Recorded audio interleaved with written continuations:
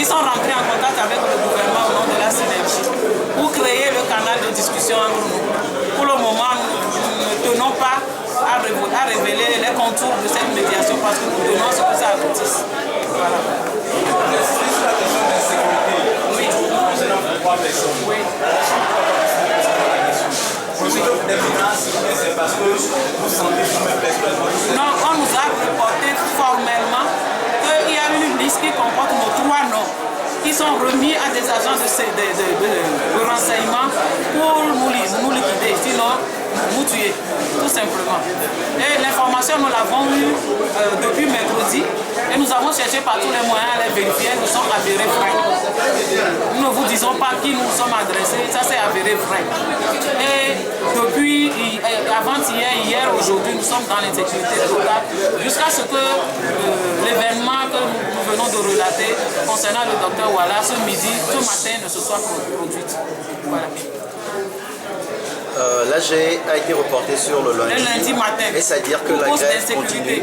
Est-ce à dire que la grève continue? C'est le lundi matin que nous allons décider de l'issue de la grève. Le lundi matin, la grève, en fait, nous avons fait 3 jours. Et nous avons décidé qu'à l'issue de 3 jours, on prendra la décision pour la suite. Et c'est cette décision que nous reportons à lundi. Alors, est-ce à dire que les fonctionnaires ne doivent pas aller au boulot le lundi et aller à l'AG? Expliquez-nous un peu, on ne comprend pas. Comment vous ne comprenez pas? Je vais expliquer. Oui. L'AG de ce soir devrait décider de la conduite à tenir à partir de la semaine prochaine. Il se fait qu'il a été impossible pour les travailleurs de se réunir pour décider de cette issue. Alors, dans ces conditions, il me paraît logique de dire que le lundi matin, les travailleurs ne peuvent pas répondre présents à leur lieu de travail et qu'ils consacreront cette matinée à discuter de leurs problèmes si les questions de sécurité qui nous tiennent tant à cœur sont réglées.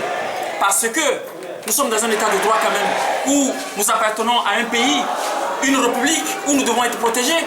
Si nous ne pouvons pas être protégés, nous qui ne sommes pas politiciens, qui sommes sur le champ social, si nous ne pouvons pas être protégés, je pense que chacun tirera les conséquences de cela. Lundi matin, le message est clair à l'endroit des travailleurs. Et ce, je le dis pour les travailleurs de tous les secteurs possibles. Réunissons-nous et parlons de nos problèmes. Si les conditions ne sont pas réunies, personne ne reprend le travail. Le message est clair et que cela part pour l'intérieur du pays. Communiqué qui a été lu sur les médias. Aucun enseignant n'a manipulé aucun enfant, aucun élève. Les élèves eux-mêmes ont constaté que les cours auxquels ils ont droit normalement pendant la période de grève sont des cours qui ne pourront plus avoir parce que ces cours ont été sautés. Et puisque nous tirons vers la fin de l'année, les élèves ont constaté réellement qu'ils seront dans des difficultés. Et c'est ce qui les a conduits librement dans les rues à soutenir leurs enseignants pour que ceux-ci reprennent les classes.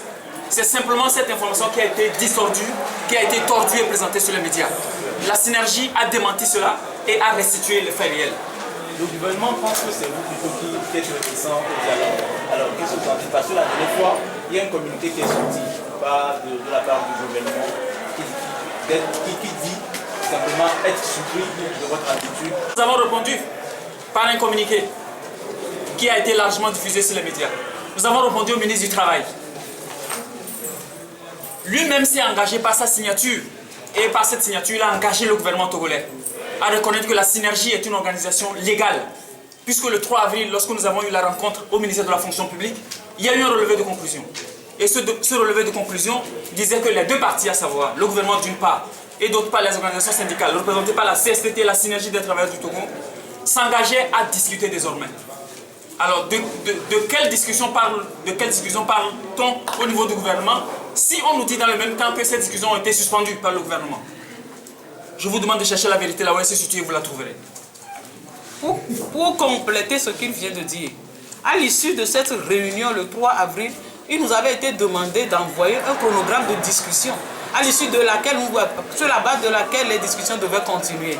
Mais nous avons envoyé dès le lendemain ce chronogramme au gouvernement, autour duquel on n'a eu aucune information, aucune réaction jusqu'au lundi où nous avons tenu notre AG. Qu'est-ce qu'il fallait comprendre par cela? Nous avons reçu votre chronogramme, voilà ce que nous en pensons, ou rien, rien du tout. La seule chose que nous avons entendue, c'est que le même jour, le lundi, où notre discussion est censée commencer, le gouvernement a rencontré les centrales syndicales sans inviter la STT. Donc c'est nous qui avons rompu les discussions dans ces conditions-là. Il faut en juger.